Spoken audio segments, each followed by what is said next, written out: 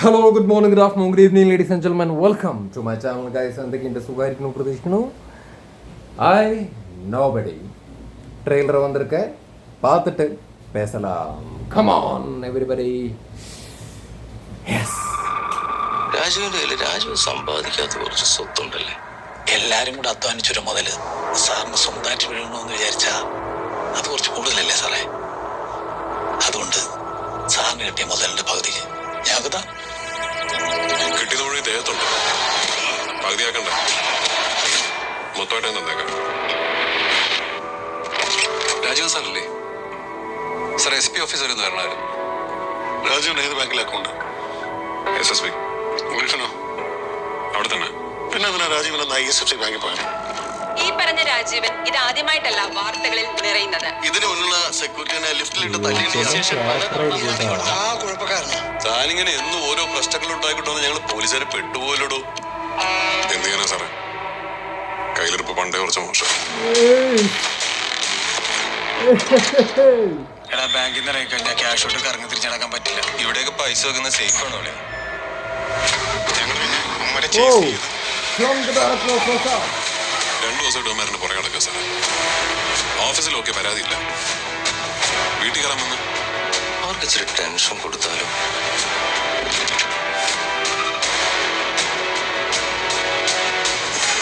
എനിക്കൊരു മിസ്റ്റേക്ക് പറ്റി, അത് ഞാൻ തന്നെ കറക്റ്റ് ചെയ്തോളാം. പക്ഷെ പോലീസുകാർക്ക് എല്ലാവർക്കും മനസ്സിലായിട്ടുണ്ട്. അയാൾക്കൊരു ഫാമിലി ഉള്ളതാണ്. മൈ ഫാമിലി, മൈ കിഡ്സ്, അതൊക്കെയാണ് എന്റെ വലിയ കാര്യം. രാജീവൻ ഒരു ക്രിമിനലാണ്, അത് മീരയ്ക്ക് പറയാവുന്ന കാര്യമാണ്. രാജീവനൊന്നും പറയാനില്ലേ സർ? അതിനി എന്താണെങ്കിലും ഞങ്ങൾക്കൊന്നും അറിയില്ല. അയാളോട് കൂടുതൽ അബദ്ധങ്ങളൊന്നും കാണിക്കാതെ സറണ്ടർ ചെയ്യാൻ പറ. എന്നിട്ടെന്താ, പപ്പയുടെ കൂടെ അടികൂടാൻ വന്നവരായിരുന്നു. ജീവനോടില്ല.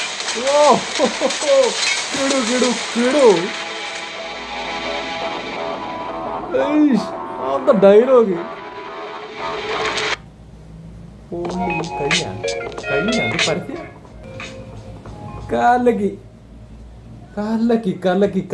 കലക്കൻ ട്രെയിലർ, എൻഗേജിങ് ആയിട്ടുള്ള ട്രെയിലർ.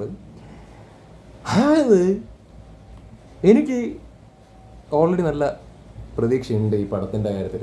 ഞാനിപ്പോൾ ഈ ട്രെയിലർ കണ്ടതിൻ്റെ അടിസ്ഥാനത്തിലല്ല കേട്ടോ പറയുന്നത്. ട്രെയിലർ കണ്ടു, നമുക്ക് ഭയങ്കരമായിട്ട് ഇഷ്ടപ്പെട്ടു. പക്ഷേ എനിക്ക് ഈ പടത്തിൻ്റെ കേസിൽ ഓൾറെഡി നല്ല വിശ്വാസമുണ്ട്, നല്ല പ്രതീക്ഷയോടുകൂടി തന്നെ കാത്തിരിക്കുന്നൊരു സിനിമയാണ്. കാരണം Nizam Basheer, the director of Rorschach, ആ പടത്തിൻ്റെ റേഞ്ച് നമുക്ക് അറിയാം. അതിൻ്റെ കളക്ഷനൊന്നും നമുക്ക് അറിയില്ല. അത് ഭയങ്കര ഹിറ്റിലേക്ക് പോയോ അല്ലെങ്കിൽ ഒരുപാട് ആൾക്കാർ കയറി കണ്ടു, I don't know about that.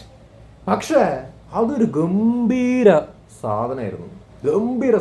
അതായത് ഒരു ഹോളിവുഡ് കൈൻഡ് ഓഫ് സ്റ്റഫാണ് റോഷാക്ക്. അപ്പം അന്തളവിൽ റേഞ്ചിൽ എടുത്തു വെച്ച മനുഷ്യനാണ്. മമ്മൂക്കയെ വെച്ചിട്ട് അങ്ങനെ ഒരു ഗംഭീര സാധനം ചെയ്തു വെച്ച ഒരാളാണ് നിസാം ബഷീർ. അപ്പോൾ ആ ചെങ്ങാതിര പടമാണ് ഈ നോബഡി എന്ന് പറയുന്നത്. ഒബ്വിയസ്ലി ആ ഒരു പ്രതീക്ഷ ഉണ്ടാവുമല്ലോ, ആ ഒരു വിശ്വാസം ഉണ്ടാവുമല്ലോ. ഇത് കലക്കും,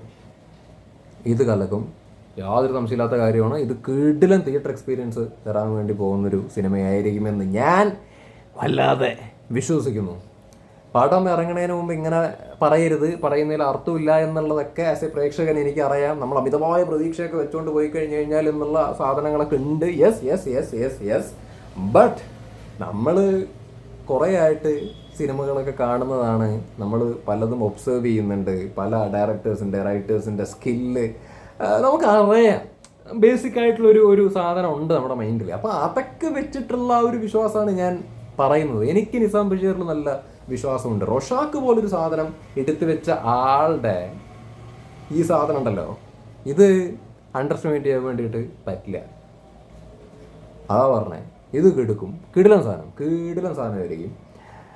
പിന്നെ പൃഥ്വിരാജ് സുകുമാരൻ കുറേ ആൾക്കാർ പുള്ളിയുടെ അഭിനയത്തിനെയൊക്കെ കളിയാക്കിക്കൊണ്ടൊക്കെ പറയുന്നത് പലപ്പോഴായിട്ട് ശ്രദ്ധിച്ചിട്ടുണ്ട്. FBയിലാണെങ്കിലും കമൻറ്റ് ബോക്സിലാണെങ്കിലും വീഡിയോയിലൂടെയാണെന്നുണ്ടെങ്കിലും ഒക്കെ.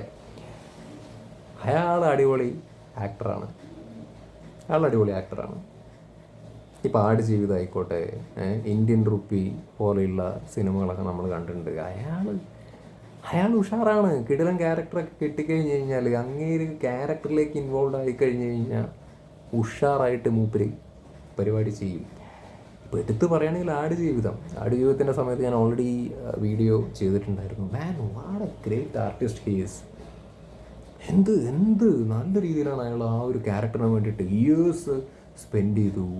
ആ ക്യാരക്ടറിന് വേണ്ടിയിട്ട് അത്രയും അയാൾ ഇൻവെസ്റ്റ് ചെയ്തു. ശരീരം വരെ അയാൾ കോംപ്രമൈസ് ചെയ്തു. അത് നിസ്സാര പരിപാടിയല്ല. ഇതിൻ്റെ ഇടയിൽ വേറെ സിനിമകൾക്ക് വേണ്ടിയിട്ടാണെങ്കിലും ഈ മെലിഞ്ഞോടുത്തുനിന്ന് തടിക്കണം, തടിച്ചോടുത്തുനിന്ന് ഈ പടത്തിന് വേണ്ടിയിട്ട് മെലിയണം, അങ്ങനെ അത് ശരീരത്തിന് കേടുവരാൻ സാധ്യതയുള്ളൊരു പരിപാടിയാണ്. വളരെ ടോക്സിക് ആയിട്ടുള്ള രീതി അത്. പക്ഷെ ഒരു സിനിമയ്ക്ക് വേണ്ടിയിട്ട് മൂപ്പര് അത്രയും എഫേർട്ട് ഇട്ടിട്ടാണ് മൂപ്പര് നിന്നിട്ടുള്ളത്. അത്രയും കമ്മിറ്റ്മെൻറ്റ് മൂപ്പര് കൊടുക്കുന്നൊരു ആക്ടറാണ്.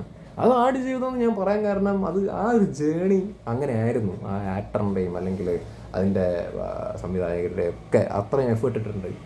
അതിൻ്റെ റിസൾട്ട് നമുക്ക് ആ പടത്തിൻ്റെ കേസിലാണെങ്കിലും ഓവറോൾ നമുക്ക് കാണാം. അയാളുടെ പെർഫോമൻസിൻ്റെ കേസിലാണെങ്കിലും നമുക്ക് കാണാം. അത് കിടിലനായിട്ട് മൂപ്പര് ചെയ്തിട്ടുണ്ട്. അതാണ് ഞാൻ പറഞ്ഞത്, ആസ് എൻ ആക്ടർ അയാൾ ഉഷാറാണ്.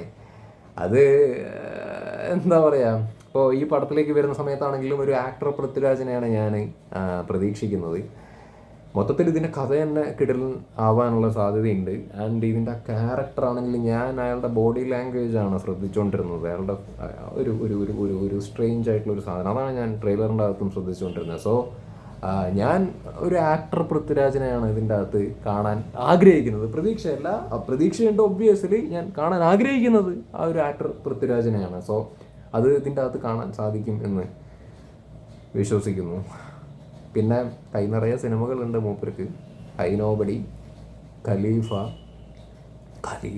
ഖലീഫയും വളരെ പൃഥ്വിരാജിൻ്റെ ഇനിയുള്ള 3 പടങ്ങളും ഞാൻ വളരെ പ്രതീക്ഷയായിട്ട് കാത്തിരിക്കുന്നതാണ്. ഇപ്പോൾ ഐ നോബഡി ആയിക്കോട്ടെ, ഷുവർ ഷോട്ടാണ്. പിന്നെ ഖലീഫയിലും എന്താ പറയുക, ഒരു വിശ്വാസം ഉണ്ട്, എല്ലാം ഉഷാറാവട്ടെ. അതിനുശേഷം എന്താ ഇപ്പോൾ ഈ അടുത്ത് അനൗൺസ് ചെയ്ത ഐറ്റം, മോനെ അത് പിന്നെ എന്താ പറയുക, അതും ഷുവർ ഷോട്ടല്ലേ. ഒടിയൻ ആഫ്റ്റർ ഭ്രമയുഗം, ഭൂതകാലം, ഭ്രമയുഗം, DSE, അതിനുശേഷം വരുന്ന പടം രാഹുലിൻ്റെ ഒടിയൻ പൃഥ്വിരാജിനെയാണ് കാസ്റ്റ് ചെയ്യുന്നത്. സോ വളരെ സന്തോഷമുണ്ട്. കാരണം എനിക്ക് ആ സംവിധായകനിൽ വളരെ പ്രതീക്ഷയാണ്. ബിക്കോസ് പുള്ളി കിടിലൻ മനുഷ്യനെ. ഹാട്രിക് അടിച്ചില്ലേ? യെസ്, DSE ഹാട്രിക് അടിച്ച് നിൽക്കുകയാണ് മൂപ്പര്. അടുത്തതും ഹിറ്റാവും. ആ ഒടിയൻ്റെ അകത്തും പൃഥ്വിരാജിൻ്റെ പെർഫോമൻസ് നമുക്ക് കാണാൻ വേണ്ടി പറ്റും. മൂപ്പര് ഞെട്ടിക്കും, അത് സംശയമില്ലാത്ത കാര്യം. അത് വെറുതെ എക്സാജറേറ്റ് ചെയ്ത് പറയുന്നതല്ല.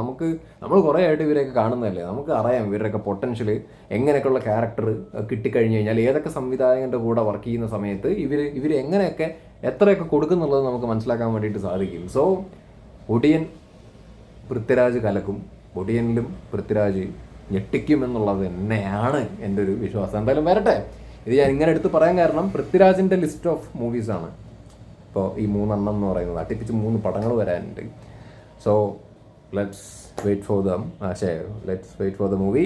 വരട്ടെ. ഐ നോബഡി തിയേറ്ററിലിരുന്ന് കാണാൻ വേണ്ടിയിട്ട് വെയിറ്റ് ചെയ്യുന്നു. ഐ നോബഡി കലക്കും തോന്നുന്നു. കലക്കണം. Really excited. That's it. By.